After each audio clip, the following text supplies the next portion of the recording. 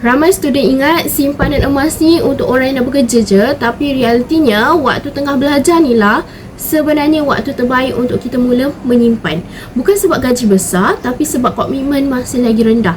Tak perlu bayar bil, rumah, tak ada loan kereta, student dapat pinjaman ataupun beasiswa. Simpan dulu 10%, barulah kita belanja. Kalau nak simpan nak bertambah dengan lebih cepat, buat part time, cari side income. Bila berlaku emergency macam laptop rosak, buku hilang, kita tak perlu nak panik sebab kita dah ada simpanan. Ingat, hidup ni sebagai student ni bukan selamanya, tapi tabiat bijak ni kita boleh bawa sampai kita tua.